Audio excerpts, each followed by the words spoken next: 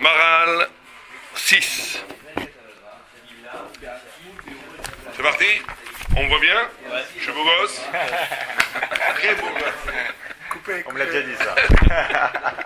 Il faut pas trop faire de bataille. Ah oui d'accord, là je te donner des coups là. Les apicorsis, on les aura. Non, ça on va pas faire, d'accord. Allez on y va. On s'est arrêté où? On s'est arrêté à... On va pratiquement finir Netivet Torah. Ce qui est une grande chose, on va peut-être un petit kidouche. Oui, il reste 2 pages pour Netivet Torah. D'accord, donc on en est là. Au Midrash, on a vu ça. Ça on a vu, tout ça on a vu. On est très avancé, on est là. Les Ilou Nishmat, Chaim Ben Yitzhak Benbo. Les Ilou Nishmat. Chaim Ben Il faut que je fasse bracha parce que chaque fois après, tout le temps il passe Baruch Ata Adonai, Eloheinu melech haolam hayochei hakakam al tenu tasader esrim datorech hava sherati tamichalta torachem la'adam Yisrael mechav lemoshal mechav lemoshal mizberechav ki ata Adonai tov v'chal ha'adon lefnei Torah Adonai v'avet v'lechem hakakam. Ok, on a vu ça, on y va.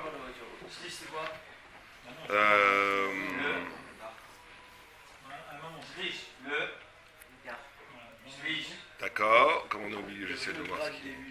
Comment tu sais que c'est le chat? D'accord. Idbareh, Beperek, Shelifneze, Ki ma'alat hamitzvot, kasher adam en monea min hamitzvot, av ki haya lefi dat enoshe shelo yaseh hamitzvot, im kol ze hu oseh hamitzvah, lekar adam kasher hu משפיל את עצמו, אז מתבזה על המצוות ועושה עם כל זה המצוות ומעלת. Il dit la grandeur de l'homme de faire une mitzvah, c'est que si la mitzvah va contre le sens commun, il y a des mitzvahs qui vont contre le sens commun. Par exemple, vous avez des, à Pessah, je me rappellerai toujours, quand je faisais Pessah dans ma famille, qui était une femme qui n'était pas très religieuse, qui m'ont vu me pencher comme ça et manger. Moi, j'essayais de faire moins de 2 minutes là, pour moi. La cita du Chazon, j'étais Kazaïti, mais ils m'ont pris pour un fou. Ils te disent, mais ça n'a pas la tête, stop. C'est quoi ça? Bon. Voilà, exactement, les 15 verres. Donc, il faut boire tout le verre. Vous savez qu'après ça, il faut boire tout le verre. Rov, Kos, c'est midi, mais c'est pas les Khatrida. Les Khatrida, il faut que ce soit 86 minutes, minimum. Il vaut mieux vin que jus de raisin. Ah ouais. Le jus de raisin, t'es Yotse, Arba Kosov, mais t'es pas sur Yotse Kherout. Kherout, c'est d'Afka avec le vin. Le djinn Kherout. Quelle réaction on peut avoir dans ces moments-là où justement on boit le verre et que tout le monde se... Somme de toi. Bah, justement, c'est ce qu'il doit y parler ici. C'est moi, j'ai tuerie en même temps. Rouge, c'est par rapport au sang, c'est Meshubar, d'après le Ramban, Nachmani, on ne peut pas mettre kidouche en vin blanc. Bon, Le soir et le matin, ça Shabbat pareil. le matin, on peut être mec. Le matin, c'est des rabananes. Le soir, il faut prendre du vin rouge.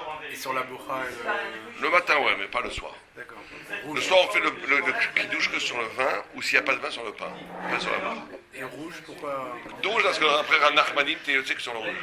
Pourquoi? Parce que le rouge, c'est le vin, c'est le gin, c'est tout un truc avec lequel il faut mettre de l'eau un petit peu, mais t'as qu'à le gin. Si tu fais pas ça, t'es pas dans le kidouche. Bon, en tous les cas. Si on coupe pas avec un peu d'eau, on attire le... Non, on a le droit, mais après la Kabbalah, c'est très important. De mettre un petit peu d'eau, 3 gouttes d'eau. De l'eau dans son vin. De l'eau dans son vin. Parce que l'eau, c'est chesed, le vin, c'est din. En mettant de l'eau, tu adoucis le din. Mais avec quelques gouttes, ça Quelques gouttes. Ça, la puissance de l'amour est plus forte que la puissance du din. C'est pas quantitatif. Ça fait qu'il y a un peu d'amour pour que tout se résolve. D'accord, on en est où? Donc on en est maintenant, que, qu'est-ce que c'est la hauteur d'une mitzvah? C'est que l'esprit humain te dit ne fais surtout pas ça, et toi tu le fais quand même. Et donc quelque part tu te mashpil, comme il dit, tu mashpil atzmo à la mitzvah.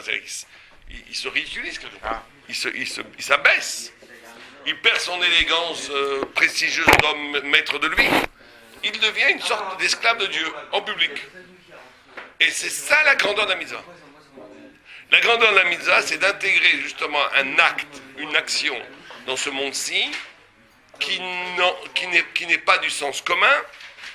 Barkat Alibana, par exemple, aller devant tout. Voilà, des choses comme ça. Au Il début, faut faire attention. J'avais du mal. On a du mal, ouais. Mais maintenant, je fais plus attention. Je ferme les yeux. Il faut faire attention de ne pas tomber dans la notion de Chilul Hashem. C'est le problème. Donc, c'est-à-dire qu'il faut faire des choses qui, en fin fond, sont respectables. Tu peux pas, par exemple, si tu commences à être dans la rue à dire folie, les goyons on va te tuer, ça c'est affreux. Il faut être classe. Mais Mais si tu dois faire la mitzvah, même si cette mitzvah paraît absurde aux yeux du monde, c'est ça la signature du juif. C'est qu'il est anachronique. Être juif, ce n'est pas être dans le temps. La grande perte du judaïsme français, sans vouloir critiquer personne, et des rabbins d'avant la guerre, c'est qu'ils ont voulu élaborer un judaïsme allemand et français, Mendelssohn. qui a commencé avec Mendelssohn, qui sont en accord parfait avec la société environnante. Ça a été une terrible erreur qui a provoqué la civilisation. Parce que, justement, être juif, c'est être à côté de la plaque. Si tu es dans le coup, si tu es dans le vent, si tu es sûr que tu n'es pas la vérité. Parce que comme la vérité, elle est immémoriable, elle est avant le temps, et elle est ce qui est la vérité d'avant la création du monde, et elle prévaut pour la temps messianique, et que le monde, ça serait si on était en harmonie avec le temps messianique, que le monde est en décalage par rapport au temps messianique, le juif qui porte la vérité messianique et absolue est en décalage par rapport au monde. En même temps, on construit le temps. On construit le temps, vous avez raison, mais pas le temps qui est dehors de nous. C'est le temps juste, c'est un micro-histoire. Effectivement, nous créons, le peuple juif peut être comparé à un bateau qui traverse la tempête du temps universel, qui lui est hostile, parce qu'il est capable de générer sa propre temps, son propre temps. C'est pour ça qu'il est éternel. C'est pour ça que Am Israël ne pourra jamais être englouti par le temps. L'image du peuple qui remonte à contre-courant. Donc on nous dit que la mitzvah, Pour toi, il a fait l'Aftara. pour résumer, tu fais l'after avant ton mariage. Non, pour le Shabbat Khatan. Shabbat Rata, les Sfaradim, ils le font avant. Non, après. Après. Les Sfaradim font après. Les Ashkenazes font avant. Avant, ouais. Ah, ils font avant. Les Ashkenazes font le Shabbat d'avant la Choupa. Ce qui est plus, moi je préfère, moi je trouve ça plus sympathique. Parce qu'il est tout excité. Après, laisse-le tranquille, il vient de se marier, qu'est-ce que tu embêtes. Avant, c'est beaucoup plus excité. Moi je préfère que le Minag Ashkenaz. Il fait le Shabbat Kala avant. Non, avant le mariage, il n'est pas avec sa femme, donc il est tout excité, c'est social, tu veux dire, avec sa famille et tout. Il vient de se marier, il a envie d'être avec un Shabbat Ratan. Il a envie d'être tranquille avec sa femme. Ouais, mais c'est pareil pour les Shabbat Brachot, hein. Tous les soirs. Voilà, c'est épuisant. Alors, Mais c'est un autre rôle, le Shabbat. Et pourtant, le but, c'est justement de... De réjouir. Ouais. Moi j'ai fait les Shabbat, j'ai adoré. Quand j'étais marié, ça m'a pas du tout gêné. C'était des gens très sympas tous il les y a soirs. c'est un peu dur, mais après, quand il y a- Non, il faut bien choisir des Shabbat. Mais chez des gens qui t'amènent dans l'ambiance sympa, pas lourdingue, tu vois, il y a des Torah. Il faut bien choisir sa liste. Quel est le symbole des Shabbat Brachot? Pourquoi pendant 7 jours on l'invite partout? Parce qu'il J'ai plusieurs explications, mais je voudrais... Non, la Moi, Gemara j'avais dit. une team, je sais pas si c'est Il la ne faut bonne. pas qu'il rentre d'un coup Dans l'intimité entre lui et la femme, c'est ça que vous dites. faut le faire Non, redescendre. mais aussi, un peu. surtout dans la de proximité, immédiatement. Il faut atténuer un petit peu la fougue. Non, la vraie sphara que la Gemara dit, c'est parce que l'homme et la femme, pendant 7 jours, ont un digne de reine et de roi. Et donc, il faut qu'elles soient célébrées. Il ne faut pas qu'elles travaillent, donc il faut leur faire à manger. Voilà, c'est ça. Etc. Il faut absolument que l'homme et la femme fêtent le mariage pendant 7 jours pour montrer que c'est pour débanaliser l'événement. C'est pas une formalité, on se marie et on continue à vivre. C'est ça qu'on veut absolument éviter. C'est pas une formalité. On veut faire prendre conscience au couple que c'est quelque chose, le début d'un avenir radieux. Passe par la simcha, par l'invité des Sharachot. C'est marrant de voir à Jérusalem comment les couples complètement innocents, des gens qui ont vécu la Torah toute leur vie, qui sont magnifiquement purs, comment il y a une intimité qui se crée très, très rapidement. Ça m'a toujours surpris, ça. Ouais, parce que Moi j'ai toujours peur, je me dis, oulala, on fait les premières Shabbat, ils vont arriver, on se dans la gueule, ça va être la catastrophe. Pas du tout, la peur, tout le temps, c'est des gens, ils sont super contents. C'est tout à fait étonnant, ça. Il y a quelque chose de... non, est-ce Moi qu'il ça y m'a a- toujours étonné. Parce que ce qui est bien, finalement, ce sont des gens qui se connaissent pas, pour des Pratiquement. chidours, ils ne sont jamais fréquentés. Ils ont vu 3 fois. Et au bout de 3 fois, Il y a des chidos, ils ont vu 3-4 fois. Bah, ça reste exceptionnel. Dans le monde faux, Et pas en du plus, tout. autour de plein de personnes. Dans le monde faux, c'est pas exceptionnel du tout. Mais ils sont très heureux. Ce qui est marrant, personne n'a osé faire une thèse là-dessus, mais fait une thèse très détaillée, très poussée, une enquête sur les mariages qui sont faits dans ce système. Et après, tu regardes après le pourcentage de divorce, c'est évident que c'est 1000 fois plus que dans le milieu chiloni où ils sont connus 3 ans avant. Mais ça ne veut rien dire encore ça. Parce qu'un chiloni bien méchant, pour attendre 2 minutes, ça ne veut rien dire, parce que dans votre milieu, on ne divorce pas, ça ne se fait pas socialement. Alors qu'ici, il n'y a pas d'entrave sociale, donc les gens se laissent aller à divorcer plus facilement. Ce qui est vrai d'ailleurs. Donc on ne peut pas scientifiquement dire qu'il y a une plus grande réussite de mariage chez les religieux que chez pas les religieux, parce qu'il existe socialement, il y a les couples explosés et les couples implosés. Donc on peut très bien dire qu'il y a des couples implosés chez vous, supérieurs aux couples implosés chez Hiloni. C'est quoi la différence implosée? Couple explosé, ça veut dire couple qui divorce. Et implosé, Couple c'est- implosé, ça veut dire il faut qu'ils divorcent, ils se supportent plus, ils restent ensemble. La pression sociale. La pression sociale, parce qu'en Israël, Parents, il faut dire la vérité, quand tu es dans le monde religieux, tu divorces, c'est très mauvais pour tes enfants, pour le mariage. Donc les gens, beaucoup de gens perdent beaucoup de valeur sur le marché. Non, je rigole. C'est-à-dire qu'à un moment donné, dès que tu es fils de divorcé, c'est 90% des portes qui se forment pour le mariage. Ça c'est dur. Fille ou fils. Ça c'est dur ça. Je ne sais pas si je dois dire en plus, mais c'est comme ça. C'est socialement comme ça. Donc C'est un handicap. c'est un très gros handicap. Quand j'ai 90%, je suis sympa. Donc, non mais en France tout le monde est divorcé, donc c'est devenu une norme sociale. Je ne vais pas rencontrer un gars dans cette choule qui va se marier, mes parents sont divorcés. Tous. J'ai jamais vu ça. J'ai l'impression que le 16e c'est le record du monde du divorce. Non, non, J'ai jamais vu ça. Ça va. Mais non, mais vous, votre génération, j'ai l'impression que la génération d'avant, les enfants qui ont 20 ans aujourd'hui, je pense qu'il y a Génération d'après.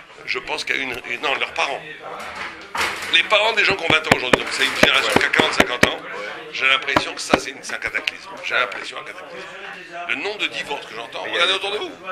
C'est vrai. Non, mais J'ai l'impression qu'il y a une majorité de gens qui divorcent. Et pour rien en plus. J'ai l'impression que c'est une minorité des gens qui divorcent pas. Pour rien, Faire pour rien. d'efforts. Ils ne veulent faire aucun effort. Voilà, c'est ça. Moi j'ai les parents de ma fille, ils se séparent parce que chacun veut vivre sa C'est vie. plus de de son côté. 5-6 ans de vie ensemble. Voilà. C'est complètement goy. Parce que la femme elle veut vivre sa vie. Elle veut s'éclater. Voilà, elle veut s'éclater, le mec aussi. Moi j'ai un copain. Quelle horreur. Ils sont arrivés à des niveaux de bassesse incroyables. Un copain. Et donc voilà, ils vivent chacun de leur côté. Voilà, elle te dit, il y a une femme. Et il reste marié. Ben, ils vont en vacances. Estelle Non, va même mal. pas. Dis, voilà, on Ils vont chacun leur appart. Dis parce qu'avec toi, la Ils fille à sont mon toujours enfant, mariés. et moi je Reste suis avec mariés. deux enfants. Très belle situation. Elle est fraîche, hein. Et après, ils vivent une vie Il y a plus pas de misérable. religiosité. Bon, c'est pas grave. Hein. Et vous dites, Mais ils ont divorcé ou pas, j'espère? Parce qu'ils ont pas. non, C'est ils ont pas divorcé. Ça, c'est très grave. C'est commencé à aller voir d'autres, c'est les chétiches, et le plus grave, plus grave péché de la Torah. Enfin, que Dieu nous protège. Je suis en Hachem train ira. de dire l'enquête là en Israël, comment on ferait alors? On peut pas, il faudrait un universitaire qui pousse très très loin l'enquête pour aller voir dans les couples, pour que les couples acceptent de parler. Mais c'est moi, moi qui ai vu de l'intérieur, qui vous connais très bien, je te dis qu'il y a une réussite d'amour et de shalom bayit 10 fois supérieure dans ces milieux-là que dans les milieux dans des gens qui sont mariés après s'être rencontrés 3 fois, que dans des milieux où ils ont vécu ensemble, vous leur connaissez, je veux d'abord toucher avant de consommer, pas par le fait- consommer Ah, avant là, de je suis m'engager. là. Pas Là, par le fait de je cette suis au cours, je suis au cours. C'est tout un système. Ils ont la Torah. C'est tout un système qu'ils ont la Torah, la Emouna. Et la Emouna, ça passe aussi qu'on s'est vu 3-4 fois. Avec On le voit ça. qu'on se Avec s'aime, le qu'on a le même ça. projet, on y Avec va. le ça. On bâtit ensemble. L'amour. Et après, ça donne des amours indéfectibles. Mais c'est plus du tout les mêmes bases. Quand tu t'es vu 3 fois, tu sais que c'est pour construire. et Parce que qu'en vérité, chacun doit- exactement, là-bas, le but, c'est de construire une... L'idéal là-bas, c'est construire une maison de Torah avec des enfants qui sont des Talmidei Chachamim, mais que le mari devient un Talmidei Chacham, qu'elle devient une Sadeket et lui un Sadiq. C'est ça l'idéal. C'est ça le problème. Moi, je trouve ça génial, avec tous les défauts qu'il y a. Il y a des problèmes dans le monde de la Torah. Il ne faut pas non plus idéaliser trop. Mais une chose extraordinaire, c'est que sociologiquement et psychologiquement et métaphysiquement parlant, c'est le seul milieu que je connais dont le facteur économique n'est pas prédominant. Pas du tout. Ça veut dire que... moi je vous le dis. Pas évident. Parce que... Dans des choix très simples, dans des choix de carrière, ça c'est carrément scientifique. Par exemple, vous voyez dans n'importe quel milieu, les choix de carrière, les choix la hiérarchie sociale, comment elle s'opère. Comment vous considérez une famille, comment l'argent et le bien jouent dans 95-99% des sociétés, la hiérarchie sociale va se faire par rapport à l'avoir. Combien tu as d'argent? Dans le monde religieux, absolument pas. Tu peux être un... Si t'es un- Oui, non, j'avais pas compris. pourtant, vous avez souvent dit des familles qui ne marient pas leurs filles pour moi. Tout à fait. Je ne dis pas que l'économie n'existe pas. Je dis que dans la valorisation hiérarchique d'une société, qui conditionne les valeurs fondamentaux d'une société. Par exemple, il y a des sociétés où ce qui est plus important, c'est l'argent. D'autres, c'est aussi l'argent, mais c'est plutôt l'argent socialement réussi. On va pouvoir... Enfin, tu es très intéressant. Il y a des sociologues qui font que ça de la journée. Dans une société, on préfère marier un banquier ou un professeur d'université. Dans certaines sociétés, ce serait un banquier, parce que l'argent est l'absolu référent. Certains d'autres, ils disent non, du moment que le professeur a quand même assez d'argent, le prestige social de l'éducation et de la culture l'emporte sur l'argent, etc., etc. Il y a toutes sortes de... Mais l'argent, dans le monde de la Torah, le seul critère qui est fondamental pour l'honneur, pour le mariage, pour tout, c'est le niveau de Torah. le niveau de Torah du père, le niveau de Torah du fils, le niveau de Torah. Et ça, c'est Quand il y a un remarquable. quand il y a un Shidour qui doit être. Quand il y a un Shidour, la première il y a chose, pas- c'est le niveau de Torah. Ouais, mais il n'y a pas l'aspect financier n'intervient Si, pas. si, mais il n'est pas- il est- pour acheter l'appartement. Si, pour ça. c'est énormément. Il y a- Mais il n'est pas, il vient Alors, après. si la personne n'a pas d'argent, comment ça se fait comment ça se Dieu fait aide toujours. Vous voulez pas voir ça après le Maharan? Ouais. Non, mais est-ce qu'ils acceptent quand même de marier leur fille à quelqu'un qui est brillant en Torah, mais qui n'a pas d'argent? Oui, très souvent. Plus que ça, il paye. travaille pour lui. Il paye pour ça. En Israël, Quelqu'un qui est il y a brillant, ça. quelqu'un qui est La femme, elle brillant. travaille pour lui. Non, quelqu'un qui est brillant en Torah, qui est un ben Torah, un très grand ben Torah, le beau-père de la fille va même lui donner 200 000 $, pour acheter un appartement. La valeur de la Torah est énorme. Et c'est extraordinaire d'avoir une société qui s'organise autour d'une valeur de Torah. Moi, je pense, avec des problèmes, je ne dis pas qu'il n'y a pas de problème, mais c'est extraordinaire de voir comment tout l'idéal social s'articule autour de la Torah. Bon, en tous les cas, ici, il dit quoi? Il dit que la notion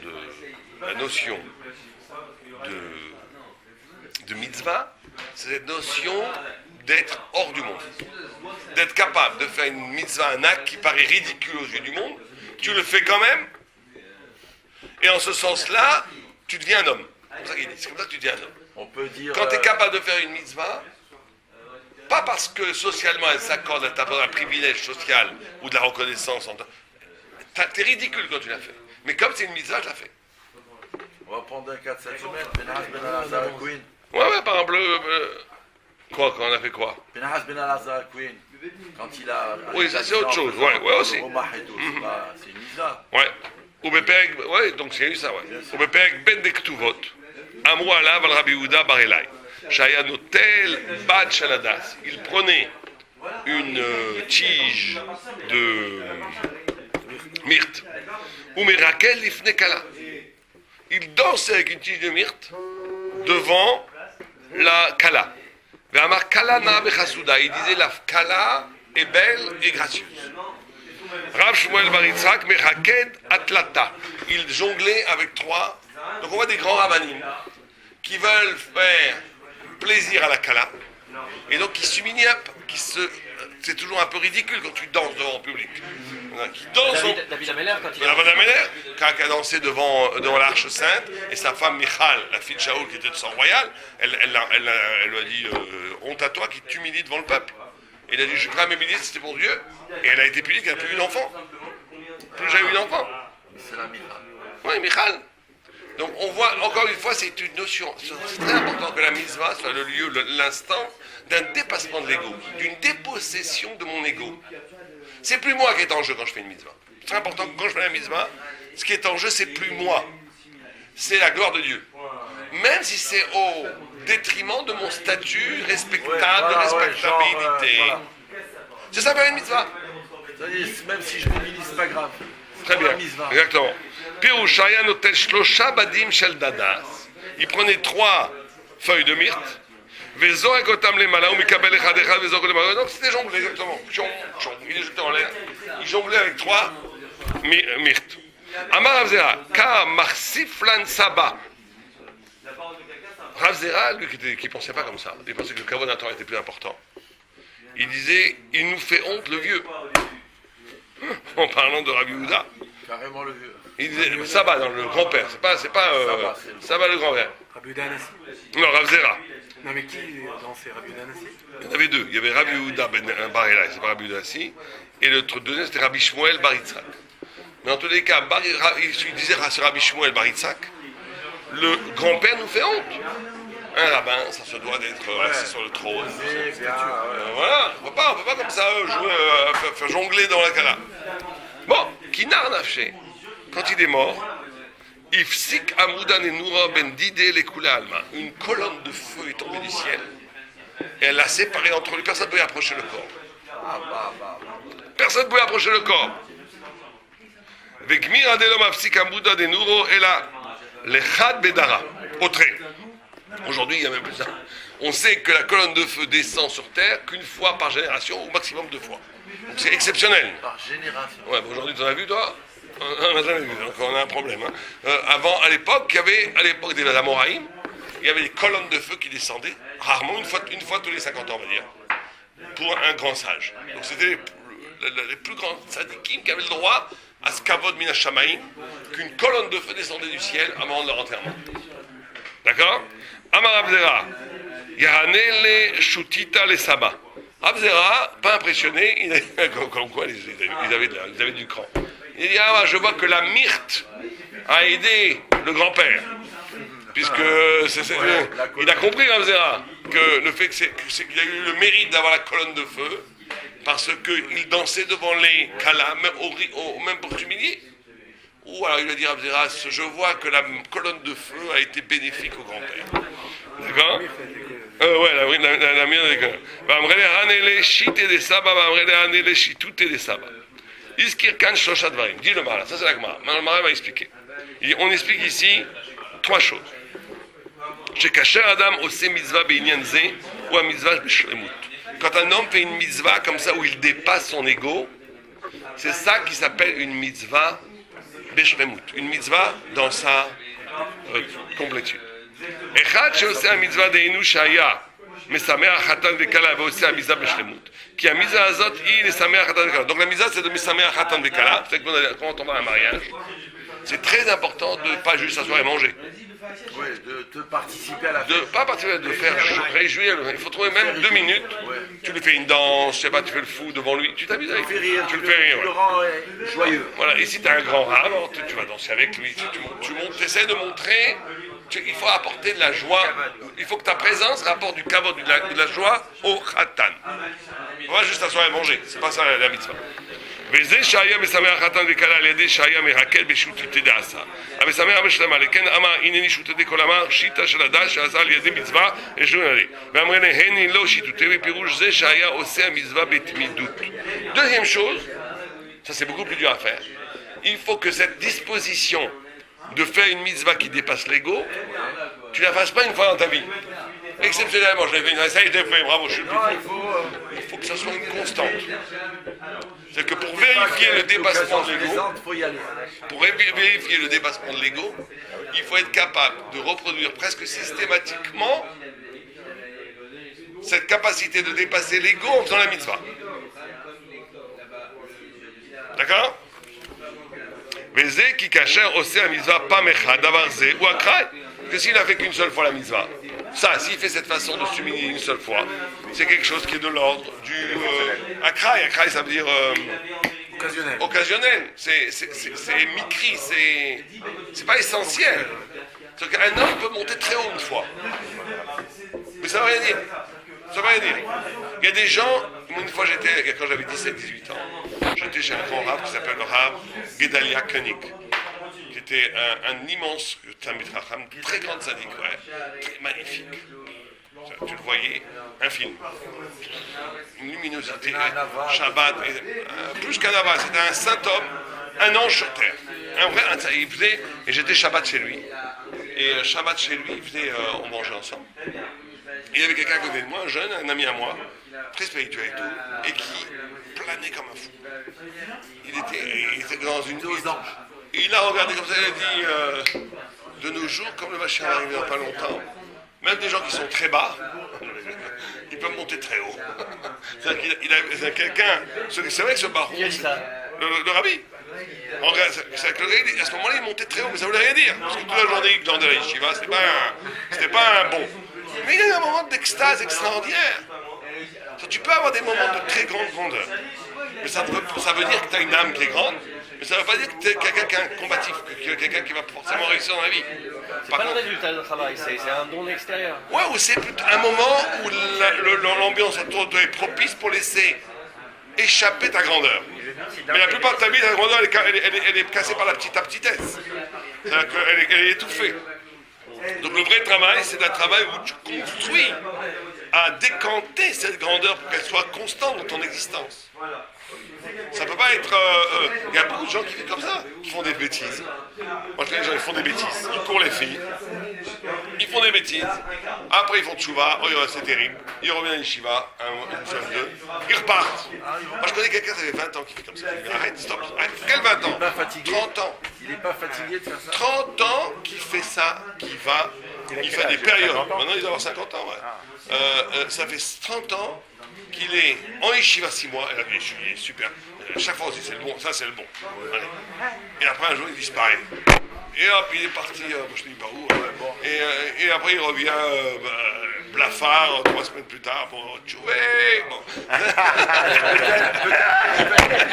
Peut-être qu'il regrette son geste. Il regrette vraiment. Il regrette son geste. Il Le va pauvre. s'amender. Non, attends, Il a une addiction, le pauvre. il regrette vraiment. Mais ça change pas, ça fait un système qui il peut pas. S'il regrettait vraiment, s'il recommence, comment ça se fait, il recommence tout le temps. Parce que s'il recommence, C'est un système, il a C'est pas. comme sur une femme de chambre, c'est tout. Hein Non mais lui, est-ce qu'il a la tchoua ça Donc c'est très difficile d'être stable. Très difficile, parce que, et pourquoi c'est comme ça? Parce qu'en réalité, tu es composé par plusieurs éléments. Tu as ton sechel, ton corps, tu as la gava, tu as l'instabilité, tu veux te définir par rapport à la jouissance immédiate, ou par rapport il y a 1000 choses en toi. Le gadol, c'est celui qui est capable d'unifier sa vie. Le katan, il est éclaté. quelqu'un qui est constant. Katan, ça veut dire quoi en hébreu? Racine, c'est quoi la racine de katan? Nous, vous êtes paysans. Katan, ça veut dire de katoua. Katoua, c'est-à-dire coupé, en tranches. Un katan, il est coupé en tranches. Il est petit. C'est-à-dire que quand il est avec des gens comme ça, quand il est dans une synagogue, il plane. Quand il est dans la boîte de nuit, c'est un tueur. Quand il est dans ça veut dire qu'il n'y a pas de... Il n'a pas d'unité. Gadol, il est complètement passif à l'environnement extérieur de lui. Il est katan. C'est ça un katan. Ah, à un moment donné, il est grand. Quand dans cette tranche de pain, dans cette tranche de temps, où il est dans la synagogue, ça monte très haut, ça n'empêche pas que c'est un katan. Parce que dès qu'il sort, il tombe. Donc ça veut dire qu'il est katan, il n'a pas unifié sa vie. Il n'est pas constant. Il n'est pas constant, il n'est pas construit. Alors que le gadol, ça vient d'où le mot gadol? Étymologiquement, de good. Good, ça veut dire le lit d'un fleuve. Le lit, c'est un lit d'un fleuve. Or, le lit d'un fleuve, le peuple, il peut passer par 1000, 2000, 3000 km, il est un. La Seine, c'est la Seine, du début jusqu'à la fin, c'est pas il n'y a pas des Seines. L'Amazonie, Continue son cours. non, c'est que tout est unifié dans le cours, exactement. Il est un. La grandeur, c'est un. Tu es toi-même en synagogue, dans la rue, dehors, en boîte de nuit, tu es toujours le même. En boîte de nuit. Parce que c'est grave, comment il s'appelle? Elbaz. Il allait en boîte de nuit, lui. Il allait en boîte de nuit, il arrêtait tout un disco, il leur disait donnez-moi 2 minutes dans le Vartora. Et il les explosait la tête. Devant tout le monde. Devant tout le monde. Ouais. Il a ramené au moins 50 000 Il a personnes. ramené aussi un Farkan, aussi, un acteur, un Non, chanteur. Moshizab, c'est pas. Et maintenant, il est dit. Comment il s'appelle Ah oui, ce qui a un restaurant dans la chose. Celui qui a un restaurant à Tel Aviv. Il est resté fou, Comment il s'appelle? le Ravelman. Il est très fou, ça, Rosh Hashiva. Il a aujourd'hui une yeshiva énorme. Et lui, c'est beau ce qu'il fait, parce qu'il va vers les autres, il attend pas que les autres arrivent. Il est énorme ce qu'il a Il faut fait. avoir une force. Il a une force incroyable. C'est un Marocain comme ça, maigre, et avec une énergie monstrueuse. C'est un tueur. Mais c'est un peu comme les Lubavitch. Ouais, un peu. Et alors? Mais il a su parler aux gens, il a su parler aux... Et lui, il a ramené des gens, sa yeshiva, moi, j'y mets pas les pieds. Sa yeshiva, c'est une yeshiva de tueurs. C'est tous des... Non, c'est pas que des baltchouvas. C'est des gens, la plupart, ils ont fait la prison et tout. C'est plus grand talmidim, c'est des tueurs. C'est des gens qui ont fait la prison, et même d'anciens assassins, je te dis pas, des gens qui sont dans la prostitution, le pire du pire. Tu les vois aujourd'hui avec les papiers. Mais une chose que je ne comprends pas dans ce que vous dites. Hein. Et Après, on eux, en ils ont un discutera temps de après. constance. Un petit peu chacun, il y a des problèmes, bien sûr qu'il y a des problèmes. Mais ils ont réussi quand même, il a réussi Ravel Baz à leur redonner du respect d'eux-mêmes. Il a réussi à faire ça. Parce qu'il n'a pas eu peur. Il a dit vous êtes des nuls, vous savez, parce qu'il a redonné la Parle à des conscience tueurs comme ça, de ce tu que c'est être juif et jusqu'à combien ils sont tombés. Il a été chercher ce qu'il y avait de positif chez eux Ouais. pour le. Et comme le bon. il y a des gens qui sont Le- fous de lui. C'est-à-dire que les anciens tueurs qui ont fait Tchouva grâce à lui, Ravel Baz, c'est comme le Rabbi Lubavitch pour les Lubavitch. C'est sacré, quoi. Et moi je le connais, c'est quelqu'un de très gentil, hein, très simple, hein, très aimable. Très très bien, c'est quelqu'un de formidable. Pas du tout, hein, il s'est pas du tout pris la tête. Cette démarche, elle est bonne. Bien sûr qu'elle est bonne. Dès que tu ramènes les gens de Tchouva, c'est très bien. Moi je suis pour. C'est parce que j'ai compris à la fois. Non, moi je suis contre une. D'un point de vue. Mais moi, comme je suis contre. Mais si vous voulez, on en parlera tout à l'heure. Ouais, peut-être. non, c'est-à-dire qu'il ne faut pas non plus être tributaire de l'autre. C'est-à-dire qu'il y a la notion qu'il faut enseigner la Torah. Et après, là, tu laisses la liberté de faire ce qu'il veut. Il ne faut pas manipuler la personne pour faire le choix. C'est pas ça le problème là, c'est de faire que Mais là, je ne pense pas qu'il faisait ça. Là, je pense qu'il faut enseigner la Torah dans des autres lieux, dans des moments extrêmes ou dans des lieux très difficiles. Il enseigne la Torah. Et après, les gens ont été touchés, c'est très bien. Moi, je pense qu'il y a un immense mérite. Bon, alors on disait quoi? On disait le katan et le gadol. Le katana. le katan et le gadol. Katan, a pour racine étymologique, katoua. Katoua, ça veut dire découper. Ça veut dire qu'il n'a pas de constante. Un jour, il peut faire une misva, le lendemain, il fait une avéra. Il est complètement dépendant de l'environnement Donc c'est ça Katan. Être petit, c'est d'être coupé en saucisson. Katan, ça veut dire katoa en hébreu. Saucissonné, voilà, c'est le mot. Saucissonné. T'es coupé en saucisson. Un jour t'es comme ça, le lendemain t'es comme ça, en 3 jours t'es autre chose. Le gadol vient pour 6 étymologique de Gouda. Gouda, ça veut dire en hébreu Le fleuve. le fleuve, le lit d'un fleuve. Le lit d'un fleuve. Et Gouda, si, ça veut dire une mechitza, c'est ce qui est capable de séparer.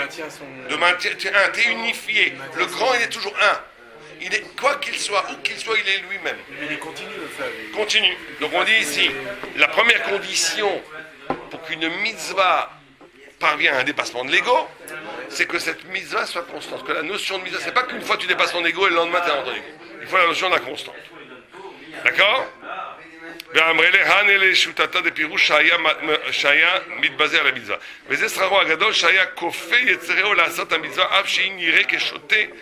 Et dans la deuxième chose, il dit que ça c'est presque Breslav, c'est presque chassidique. Il dit que c'est bien que la mitzvah, à un moment donné, elle annule ton esprit. C'est pour ça qu'il avait l'air qu'un choté. Il dit, on avait l'air d'un fou en dansant devant une kala comme ça, un grand raka, quel esprit. C'est bien à un moment donné de prendre du recul par rapport à ton savoir et même d'avoir un rapport presque de ridicule par rapport à toi-même pour être capable de... Il faut de l'humour par rapport à ça, de la distance par rapport à ça, mais il faut presque de la...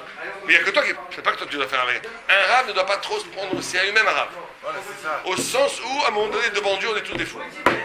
Donc c'est important à chacun à son niveau arabe, de, à un moment donné, de remettre de jongler avec des myrtes devant la pour se calmer un peu, même si, vous savez ce que disait le Rabbi de Cox. Et le Rabbi de Cox, il y a une phrase qui disait que celui qui craint Dieu, craint les chachamim. Celui qui ne craint pas les rabbins, Oui, parce que parler c'est aux le rabbins, représentant de Dieu, quelque part. si celui qui ne craint pas les rabbins, c'est qu'il n'a pas de crainte de Dieu en réalité. Il s'est fabriqué son Dieu. Sur les rabbins, c'est ceux qui vont te donner la parole de Dieu, mais pas selon ta volonté à toi, pas selon ta projection à toi.